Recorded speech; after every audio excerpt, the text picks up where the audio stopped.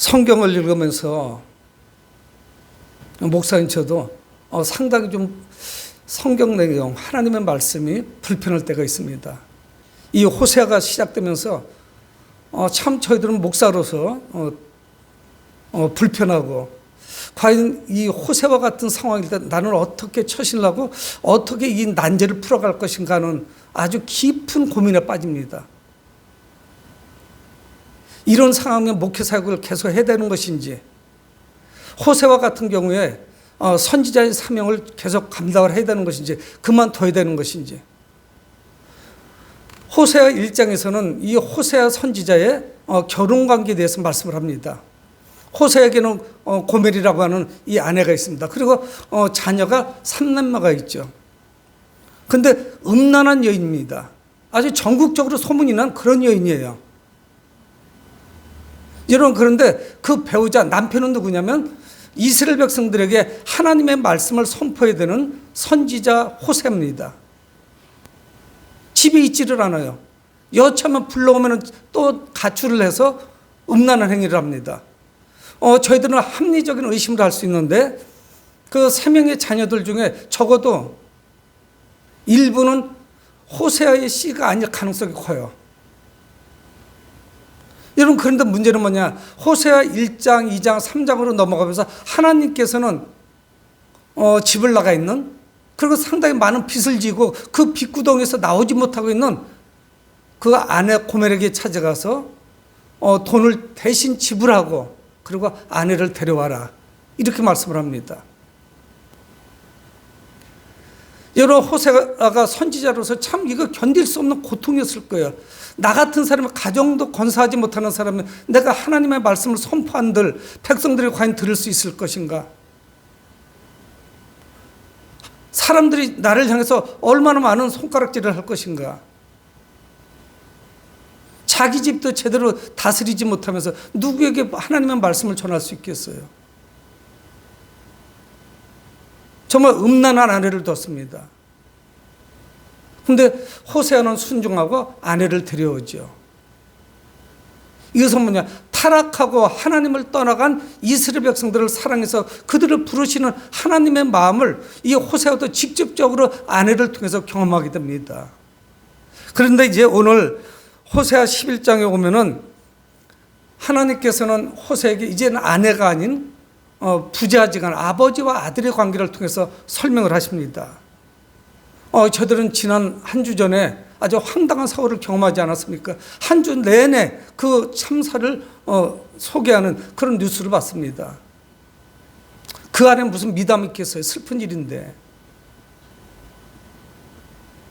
여러분들, 그 젊은이들이 태어나서 자라서 하나의 가정을 꾸리고 그리고 자녀를 낳고 다복하게 살아가는 것, 이것이 부모의 꿈이 아니었을까요? 저도 저희 아이들이 출생했을 때 다 기억이 안 나요. 출산하는 것을 옆에 있지는 않았죠. 대기하고 있었죠. 그리고 아이를 처음 봤을 때, 아니면은 손녀들도 처음으로 그 아이를 제가 안아봤을 때, 제가 목사가 아니라고 해도, 제가 그리스도인이 아니라고 해도 아마 기도했을 거예요. 그 누군가에게, 하나님이 아닐 수는 있었겠죠. 이 아이가 잘 자라기를, 이 아이가 정말 아름답게 부모보다 더 훌륭한 사람으로 잘 자라기를, 그런 마음을 갖지 않는 사람이 누가 있겠어요? 아이들이 성장기에 건강에 좋지 않다고 담배도 끊고 술도 끊고 그렇습니다. 요즘 아버지들은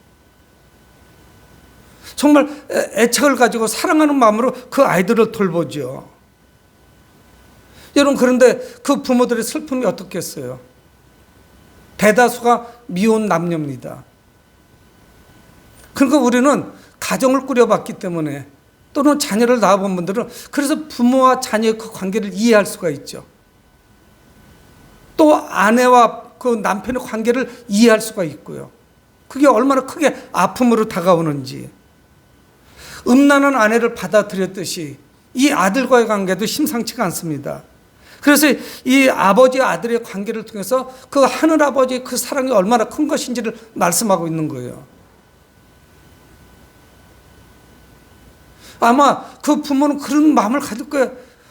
자기가 믿는 대상이나 아마 하나님을 믿는 자녀들을 둔 그런 가정도 그럴 겁니다. 하나님 차라리 저를 데려가시죠. 여러분, 이게 그냥 넋두리가 아닙니다. 사실이에요. 그런 마음을 하죠. 차라리 이 아이를 살려주시고 저를 데려가시죠. 저는 많이 살았는데. 그게 진심이고 본심이에요. 그래서 오늘 우리는 하나님과 이 아들과의 그 관계를 통해서 하나님의 사랑이 무엇인지 우리는 묵상을 할 겁니다. 우리도 그런 생각을 가지고 있었잖아요. 이 애가 잘 자라도 내가 무엇을 과연 할 수 있을 것인가. 그런 기대 심리와 그런 소망과 기도 가운데 우리도 살아왔죠. 오늘 11장 1절에 이스라엘이 어렸을 때 내가 사랑하여 내 아들을 애굽에서 불러냈거늘. 이스라엘이라고 하는 나라는 한 사람의 이름입니다. 야곱의 이름을 하나님이 이스라엘로 바꿔주시죠. 그러니까 이스라엘 백성들은 그 조상 할아버지의 이름이 나라 이름이 됐어요. 근데 국가의 형태를 이루지 못합니다. 나라가 아니에요, 이게. 왜 그러면 어떤 국가를 이루려면 국민이 있어야 되고 또 영토가 있어야 돼요. 땅이 있어야 돼요. 그리고 주권이 있어야 돼요. 근데 문제는 뭐냐? 땅도 우리 땅이 아니에요. 이집트에 지금 노예로 살아가고 있습니다. 주권도 없어요. 자기들의 왕도 없어요. 그저 이스라엘 백성들만 있는 거예요. 히브리 백성들만. 근데 오늘 하나님은 뭘 말씀하냐? 이스라엘이라고 하는 한 국가가 태동하는 시기, 애굽에서 출애굽하는 그 과정, 홍해를 가르고 광야를 건너서 가나안 땅에 들어오죠. 그것이 이스라엘이라고 하는 한 국가가 형성되는 것인데, 이게 뭐냐? 어머니 복중에 태중에 있던 그 아이가 출산하여 응애하고 태어나서 자라가는 그 과정으로 말씀하고 있어요. 어린아이였어요. 그를 향해서 뭐라고 부르시느냐면 사랑하여 내 아들을 불렀다고 말씀하고 있습니다. 하나님은 이스라엘이라고 하는 그 나라를, 이스라엘 백성들을 사랑해서 불러내셨어요. 그는 내 아들이에요. 애굽의 노예입니다. 보잘것 없어요. 애굽의 노예예요. 종살이 하고 있습니다. 이루 말할 수 없는 탄압 가운데 살아가고 있습니다. 근데 하나님은 그들을 약속의 땅, 가나안 땅으로 부르신 거예요. 왜? 사랑하셨기 때문에. 내 아들이기 때문에. 근데 가나안 땅에 들어온 이후에 계속적으로 거기 출발하면서부터 계속적으로 하나님을 떠나갑니다. 하나님 아닌 그 다른 대상을 자꾸 찾아요. 여러분, 우리는 믿음을 누구나 가지고 있습니다. 그것이 하나님을 향한 믿음이든, 사람들 중에는 하나님은 없다고 하는 사람들도 부지기수로 많아요. 하나님은 절대 없다. 신은 없다. 신이 있다면 어떻게 이런 비극이 일어날 수 있는가? 신이 계시다면 어떻게 이렇게 악한 사람들이 잘 될 수 있는가? 신이 계시다면 나같이 왜 이렇게 착하고 선한 사람은 안 되는가? 계속 의문을 내어놓죠. 여러분, 신이 없다는 거예요. 하나님은 없다는 거예요. 무신론자들이 많아요. 여러분, 그거를 믿기 위해서도 믿음이 필요해요. 하나님이 없다는 믿음이 대단해야지만 그거를 유지할 수가 있어요. 오히려 우리보다 더 강력한 믿음을 가지고 있는지 몰라요. 하나님이 계셔. 이런 사람보다 더 엄청난 믿음을 가지고 있으니까 요지부터 흔들리지 않죠. 하나님 없다니까. 이런 사람이 있죠. 이들은 늘 하나님을 떠나갔어요. 그래서 2절에 선지자들이 그들을 부를수록 그들은 점점 멀리하고 바알들에게 제사하며 아로새긴 우상 앞에서 분향하였느니라. 선지자들이 그들을 부를수록, 이거 바꿔도 돼요. 내가 그들을 부르면 부를수록 멀리하는 거예요. 선지자가 부르면 부를수록 하나님을 멀리합니다. 하나님을 떠나가요. 하나님은 누굽니까? 하늘 아버지, 그들에게 아버지, 아빠라고요. 아빠가 되어주시는 거예요. 아빠가 없이 이 세상을 어떻게 살아가겠어요? 그 어린아이가. 이제 국가의 형태가 서서히 잡혀가고 있는데 어떻게 살아갈 거예요? 그래서 그 아빠의 손을 뿌리치는 거죠. 부르면 부를수록 점점 멀리 갑니다. 그래서 하나님을 배신한 이스라엘은 발과 아세라, 이방신을 섬기죠. 우상들을 따라가요.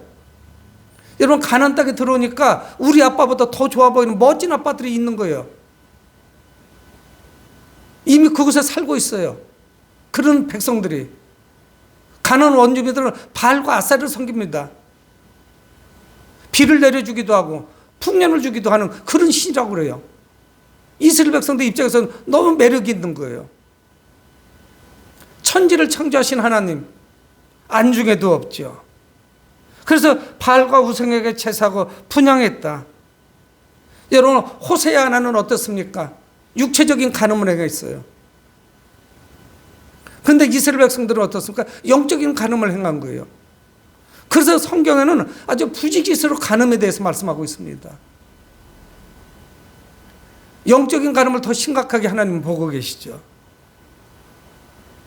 그런데 하나님은 말씀합니다. 3절, 그러나 내가 에브라임에게 걸음을 가르치고 내 팔로 안았음에도, 하나님께서는 그들을 걸음을 가르치고 그들을 안으셨다는 거예요. 우리 육신의 아버지가 똑같아요. 오히려 그 이상이에요.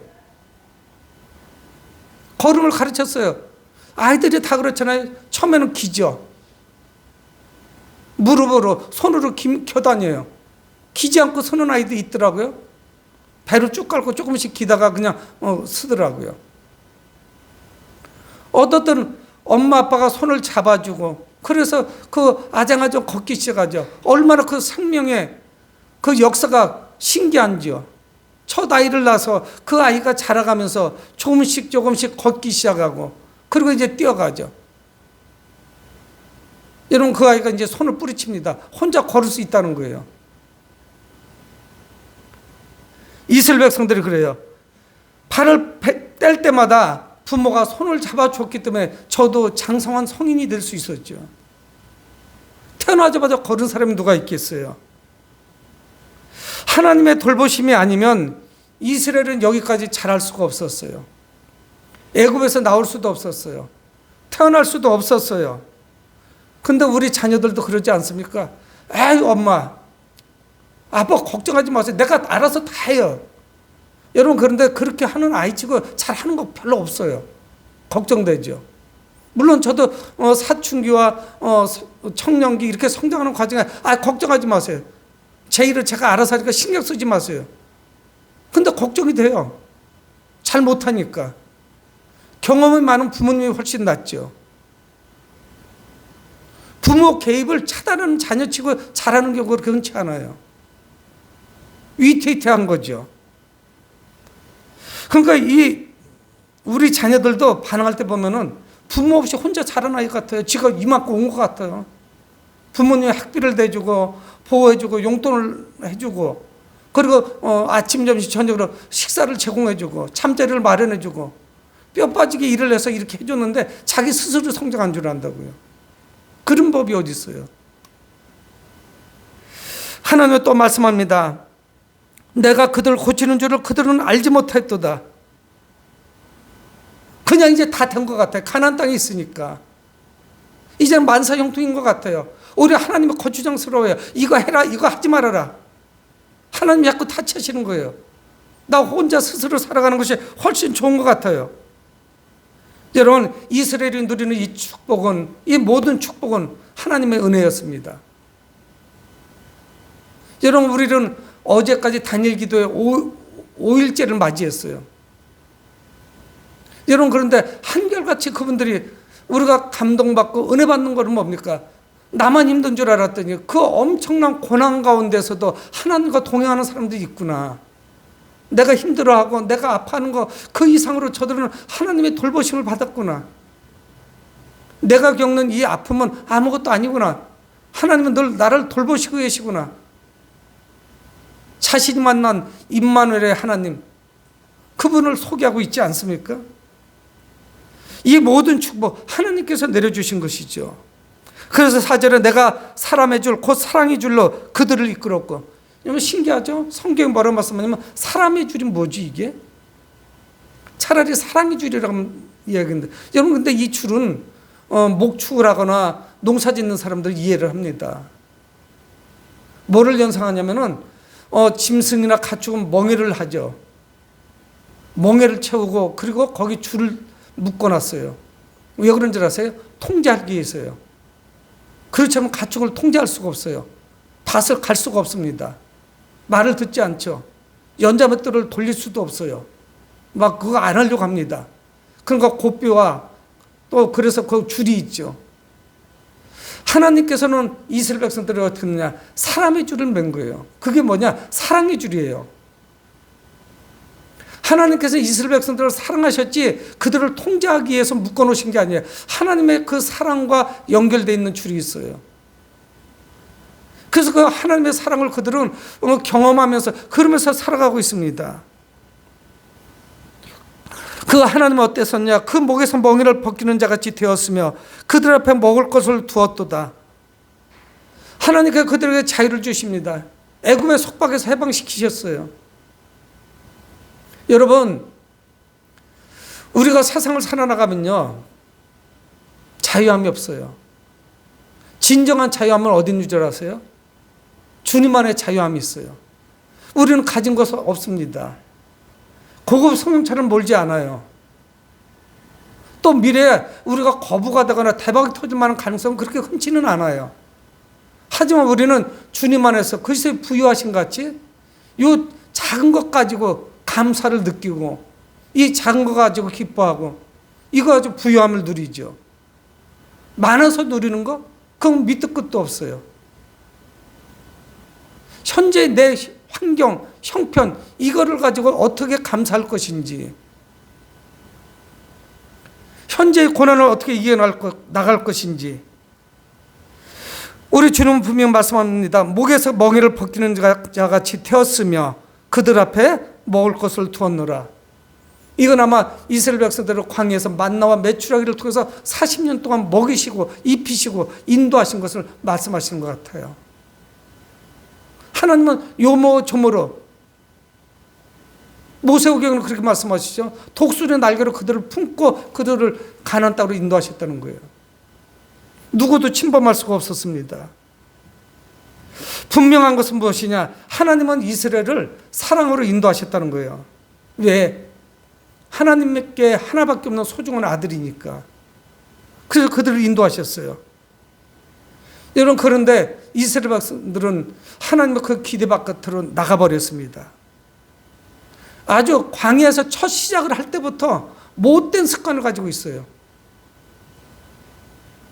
요즘 연예인이나 TV에 보면은 괜히 되지도 않는 영어를 자꾸만 쓰더라고요. 왜 그러면 연세가 드신 분들은 그거 모르잖아요. 초등학생도 모를 수 있고 우리말에 좋은 말이 있는데 루틴 그래. 차라리 습관이나 습성이라고 하면 알아듣지 않겠어요? 이 히브리 백성들은 아주 못된 습관을 가지고 있었습니다. 뭔가가 조금 불편하고 못마땅하면 하나님을 원망하는 거예요. 출애굽기 14장 12절에 우리를 내버려 두라. 이 모세와 지도자들을 향한 것이지만 하나님을 향한 거예요. 우리를 내버려 두라. 우리가 애굽 사람을 섬길 것이라 하지 아니하더냐. 애굽 사람을 섬기는 것이 광야에서 죽는 것보다 낫겠노라. 이미 광야 시작도 안 했어요. 홍해 앞에서 그들이 지금 하나님을 향해서 원망하는 거예요. 노예 생활이 더 낫다는 거예요. 여러분, 지금 교회 안에 나왔고 하나님의 백성이 되었음에도 불구하고 내가 안 믿을 때 좋았는데 내 마음대로 막 살아가고 그게 기쁨인 줄 알아요. 여러분, 그건 무법천지였어요. 하나님의 법이 통용이 안 되는 그런 세상이었어요. 약육강식의 세상입니다. 강자가 작은 자를 먹어버려요. 근데 애국으로 돌아가겠다는 앞에 장애물이 있어요. 홍해가 가로막고 있어요. 뒤에는 애국 군대가 쳐들어오고 있습니다. 진퇴양난이에요. 이제 죽는 거예요. 그러니까 하나님을 원망하는 거예요. 차라리 애국에서 죽는 게 낫겠다고. 우리 간섭하지 말아라. 우리를 내버려둬라. 이렇게 이야기하는 거예요. 근데 이게 한 번도 잃어본 적이 아닌 적이 없었어요. 늘상 이렇게 불평불만합니다. 여러분, 이스라엘은 아빠 앞에서 반항하고 고집을 피우는 어린아이와 같아요. 하나님을 떠나갑니다. 그래서 그들은 어떻게 하느냐? 5절에 그들은 애굽 땅으로 되돌아가지 못하겠거늘 내게 돌아오기를 싫어하니. 애굽으로 돌아갈 수가 없어요. 가면은 노예 생활이란 말이에요. 하나님은 그들을 통해서 한 민족을 이루게 하시고 한 국가를 형성하게 하시고 그들에게 자유를 허락해 주실 것이고 복을 주실 것인데 애굽으로 돌아가겠다는 거예요. 근데 하나님 말씀은 뭐냐? 애굽으로 너희들 못 돌아간다. 애굽으로 못 돌아가. 그러면 어떻게 되느냐? 5절 하반절에 아수르 사람의 그 임금이 될 것이라. 그들은 처참하게 멸망당할 거예요. 여러분, 호세아는 북이스라엘에서 태어났고 북이스라엘 향해서 선포했습니다. 대부분의 선지자들은 남유다를 향해서 선포했는데 북이스라엘 향해서 선포했어요. 북이스라엘은 멸망할 거예요. 애굽으로는 돌아갈 수가 없을 것이고, 그리고 아수르 왕이 다스리게 될 거예요. 나라 없는 그런 아픔을 겪어봐야 돼요. 그런 아픔을 겪습니다. 아버지 없는 고통이 얼마나 심각한 것인지, 이것이 얼마나 고통스러운 것인지, 아버지가 부재한 그 상황, 그것이 얼마나 외롭고 쓸쓸한 것인지. 여러분, 돈이 대체해 줄 수 있을까요? 어림도 없습니다. 여러분, 골프가 대체해 줄 수 있을까요? 골프 치러 필드에 못 나가는 날이 와요, 언젠가. 우리 무릎에 힘도 다 빠져요. 서 있는 것조차 힘들어질 때가 옵니다. 여러분, 그때도 내 취미 생활이나 세상에 있는 것들이 나를 위로해 줄까요? 현재 내가 돈을 쓸 수 있으니까 돈이 최고인 것 같죠. 그것도 오래가지 못해요. 아수르 사람이 임금이 될 것이라고 말씀합니다. 그들에게 도움을 주지 못하는 그 애굽으로 돌아가겠다는 거예요. 미련을 못 버렸어요. 그래서 6절에 칼이 그들의 성읍을 치며 빗장을 깨트려 없이 하리니 이는 그들의 계책으로 말미암음이니라. 아수르 군대가 쳐들어와 가지고 성읍을 쳐버리고 빗장을 다 깨트려 버립니다. 성문이 다 파괴되는 거예요. 근데 하나님은 아주 중요한 말씀, 뼈아픈 그런 말씀을 합니다, 우리에게. 그 6절 하반절에 이런 비극을 맞이한 이유가 뭐냐? 그들의 계책으로 말미암음이래요. 사람의 그 잔머리 때문에 망했다는 거예요. 하나님은 나약해 보여. 하나님은 별거 아닌 것 같다. 하나님은 살아계시지 않은 것 같다. 그러니까 다른 신을 쫓아가자. 이건 눈에 보이죠. 가시적으로 나타나요. 여러분, 법사가 다스리고 도사가 다스리는 나라는 망합니다. 지 앞가림도 못하는 인간들이 어떻게 나라를 통치하고 나라를 끌고 가겠어요? 그건 있을 수가 없어요. 그런 사람들이 유튜브에 날리는 거예요. 여러분, 하나님이 이 나라와 민족을 다스리시죠. 무슨 도사나 법사가 어떻게 나라를 다스리겠어요? 차 한 치 앞도 내다볼 수가 없는데 그들은 애굽에 의지하면은 좋아질 줄 알았어요. 정말 잔머리로 굴린 거예요. 모든 지혜를 이걸 동원해서 무언가를 해보려고 했어요. 근데 오히려 그것 때문에 망했다는 거예요. 7절에 내 백성이 끝끝내 내게서 물러가나니 비록 그들을 불러 위에 계신 얘기로 돌아오라 할지라도 일어나는 자가 하나도 없더라. 끝끝내 물러간대. 하나님은 아셨어요. 이스라엘 백성들 끝끝내 자신을 배신할 것이라는 거. 그래서 결국 그들은 망하게 됩니다. 하나님께서 선지자들을 통해서 하나님은 계속 말씀하시고 돌아와라, 돌아와라, 돌아와라. 그들은 돌아오지 않습니다. 하나님으로부터 물러갔다고 성경 말씀하고 있어요. 그래서 그들은 어떻게 합니까? 비극을 맞은 이후에야 그렇게 말하는 거예요. 7절 중반절에 그들을 불러 위에 계신 얘기로 돌아오라 할지라도, 위에 계시니 이게 하나님일 수도 있지만 아닐 수도 있어요. 두 개로 우리가 해석이 가능해요. 하나는 뭐냐? 하나님께 막 부르짖는 거 살려달라고. 그래도 하나님이 외면하세요. 그런 의미로도 해석이 가능하고, 또 하나는 뭐냐? 그들이 섬기던 신들, 바알이나 우상들, 도사나 법사에게 우리를 도와달라고 막 이렇게 부르짖는데 일어나는 자가 하나도 없대요. 그것들은 헛거예요. 돌덩어리고 나무 토막이에요. 그게 무슨 힘이 있어요? 그건 아무 능력도 발휘할 수가 없습니다. 위에 계시니 자기가 섬기는 우상이나 아니면 신들에게 나를 도와달라고 한다. 아무도 일어나지 않아요. 애시당초 처음부터 존재 자체가 없었습니다. 그들을 부르짖으면 응답받을 수가 없어요. 하나님을 떠나간 그 삶은 비참할 수밖에 없습니다. 여러분, 우리는 천국을 향해서 가는 순례자들이에요. 온갖 수많은 방해물이 있어요. 장애가 있습니다. 우리는 그걸 극복하셔야 돼요. 하나님을 떠나가는 순간에 우리는 외로울 수밖에 없어요. 슬픔 속에 갇힐 수밖에 없어요. 고독 가운데 살아갈 수밖에 없어요. 내가 힘들 때 누가 나를 도와줘요? 윤복희 씨 노래같이, 친구라고 하는 노래같이, 내가 외로울 때 누가 도와줘요? 친구야 하는데 친구도 못 도와줘요. 하나님 외에는 도와줄 분이 없습니다. 여러분, 그런데 이 비극적인 상황에서도 하나님의 사랑은 여전하세요. 하나님은 음란한 여인, 아주 끼가 다분한 그 여인, 집을 가출해버린 그 여인, 그래서 가가지고 빚만 잔뜩 지은 그 여인도 불러와라, 그렇게 말씀하시는 하나님이세요. 이 집을 나간 탕자, 하나님을 배신했고 패륜적인 행동을 했습니다. 이게 있을 수가 없죠. 그러나 그럼에도 불구하고 하나님의 사랑은 여전히 불타오르고 있어요. 이스라엘 백성들을 사랑해요. 우리 성도들을 하나님은 사랑하십니다. 하나님이 부재하신 것 같은 그 순간, 하나님은 안 계신 것 같은 그 순간에도 하나님은 살아계세요. 그리고 나와 동행하고 계세요. 그래서 내가 세상 끝날까지 너와 함께 할 것이다 말씀하고 있는 거죠. 그래서 임마누엘의 하나님이에요.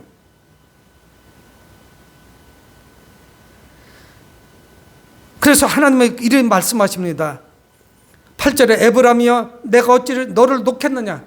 에브라임이여 내가 어찌 너를 놓겠느냐. 너를 잡은 손을 내가 어찌 놓겠어. 너는 어린아이인데, 내 아들인데, 이 수많은 인파 가운데 너의 손을 놓는 순간에 너는 미아가 되는 거예요. 이 험난한 세상 가운데, 악한 영들이 판을 치는 세상 가운데 내가 너의 손을 놓는 그 순간에, 아니면 네가 내 손을 놓는 순간에 너는 고립되는 거예요. 미아가 되는 거예요. 이거 아찔한 거죠. 근데 주님은 놓지 않겠다는 거예요. 이스라엘에 내가 어찌 너를 버리겠느냐. 하나님은 버리시지 않는다는 거예요. 하나님은 그들을 사랑하고 계십니다. 포로로 끌려간 나라에서 회개하고 돌아오면 하나님이 받아주시고 말씀하고 있어요. 여러분, 부모 입장에서는 자녀가 아들이 속을 썩여도 아들은 아들이에요. 그냥 화가 나니까 너 이 녀석아 이렇게 하려면 호적 파가지고 나가, 이렇게 하지만 잘 되라고 하는 거죠. 어떤 부모가 그 아들을, 자녀를 사랑하기 때문에 혼내키는 거죠. 미워서 그러겠어요. 그래서 이제 그들은 어떻게 됩니까? 9절에 말씀합니다. 내가 나의 맹렬한 진노를 나타내지 아니하면 내가 다시는 에브라임을 멸하지 아니하리니. 진노하시지도 않을 거고, 화를 내시지도 않을 거고, 분노하시지도 않을 거고, 그들을 심판하시지 않겠다는 거, 멸하지 않겠다는 거예요. 왜 그러느냐? 이유가 있어요. 그들은 내 아들이었고 나는 거룩한 이이기 때문에. 그 거룩하신 분이 불결한 우리를, 더럽기가 짝이 없는 우리를 받아주시겠다는 거예요. 완전한 어떤 모습입니까? 탕자의 모습 아니에요? 예수님이 비유로 말씀하신 아버지를 떠나갔다가 허랑방탕하고 거짓골이 돼서 돌아온 그 아들. 여러분, 이스라엘 백성들은 10절에 또 한 말씀합니다. 그들은 사자처럼 소리를 내시는 여호와를 따를 것이라. 사자처럼 소리를 내시는 여호와, 그분의 음성을 듣게 될 것이고 그들은 떨면서 그분을 따르게 돼요. 그러면서 하반절에 자손들이 서쪽에서부터 떨며 오되 그들은 애굽에서부터 새같이 아수르에서부터 배들같이 떨며 오리니. 여러분, 우리는 이거 쉽지 않은 성경 구절을 맞이합니다. 새나 비둘기는 귀소 본능이 있어요. 비둘기는요, 멀리 갖다 놔도 신기하죠. 귀소 본능이 있어서 자기 있는 곳을 찾아와요. 하늘에 나침반도 없는데 그 어떤 위치를 파악하는 판단 기능이 있어요. 그 비둘기 가운데. 그래서 그들이 떨며 와요. 가가지고 이제 하나님께 혼날 거다. 그래서 이게 떠는 게 아닙니다. 하나님께서 행하신 일, 자기들이 행한 그 부끄러운 일들, 그럼에도 불구하고 받아주시는 그 하나님의 사랑, 그 사랑을 감당할 수 없어서 그들은 떨면서 돌아오는 거예요. 여러분, 우리의 하늘아버지는 언제나 그 두 팔을 벌리고 기다리고 계세요. 탕자에 비해서 말씀하고 있잖아요. 이 아들이 오늘 돌아올 것인지 내일 돌아올 것인지 그 아버지는 늘 문을 열어놓고 저 마을 어귀 아들이 올 만한 그것을 바라보는 거예요.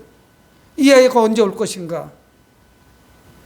여러분, 이거는 집 나간 녀석이니까 그냥 포기하고 버린 아들이 아닙니다. 그 아들을 기다리고 있는 아버지의 모습을 우리는 볼 수가 있죠. 그래서 그들은 약속의 땅으로 돌아옵니다. 근데 이 말씀을 하시고 그 마지막에도 도장을 하나 꽝 찍었어요. 이것은 뭐예요? 여호와의 말이에요. 하나님의 말씀이에요. 목사의 말이 아닙니다. 이 약속을 하나님께서 지키시겠다고 말씀하고 있어요. 하나님의 사랑은 이스라엘을 멸망시킬 수가 없었습니다. 이스라엘은 출애굽에서 첫 번째 시작이 됐는데 역사가 시작됐습니다. 모든 역사가. 근데 이제 그들은 아수르에서 돌아와서 두 번째 출애굽을 시작하는 거죠. 두 번째 기회를 살게 됩니다. 사랑하는 성도 여러분, 하나님께서는 피투성이 아들을 안고 업고 그래서 우리를 키우셨어요. 손을 붙잡고 걸음마를 가르치셨어요. 말씀을 주셔서 우리가 어떤 삶을 살아가야 될지를 말씀하셨습니다. 근데 머리가 조금 커지자 반항해요. 그리고 떠나가 버렸어요. 우상숭배에 몰두했습니다. 하나님은 속이 상하셨어요. 하나님은 불쾌하셨어요. 그리고 이스라엘과 관계를 끊으실까도 생각하셨어요. 그런데 그분의 사랑이 모든 것을 회복시키셨어요. 하나님은 사랑하시고 또 우리 앞에 거룩하신 분이기 때문에 그들을 받아주십니다. 여러분, 왜냐하면 우리는 영원한 하나님의 아들들이에요. 여러분들은 하나님의 따님들이에요. 여러분들은 어디로 가실 수 있겠어요? 그래서 어떤 신학자는 하나님은 하늘의 사냥꾼이다 말씀해요. 사냥꾼은 어떻습니까? 자기가 잡으려고 하는 그 사냥감을 총을 들고 막 쫓아가죠. 사냥개 끌고. 하나님은 우리를 한번 택하시면 놓지 않으세요. 아, 이거 교회 가져가지 귀찮아 죽겠는데. 아니요. 하나님이 여러분들 찾으셔서 하나님은 놀라신 그 축복과 사랑 가운데 거하도록 하시기 위해서 여러분들 찾으시는 거예요. 여러분, 우리가 하나님의 자녀 되었다는 거, 나는 탕자일 수밖에 없지만 하나님의 자녀가 되었다는 것, 이것이야말로 하나님의 축복이요, 사랑이요, 은혜입니다. 선한목교회 사랑하는 성도 여러분, 우리가 하나님의 자녀답게 믿음 안에서 하나님을 기쁘시게 되는 그런 여러분들이 되시길 주 이름으로 축원을 드립니다. 고마우신 아버지 하나님, 주의 은혜를 감사합니다. 늘 우리가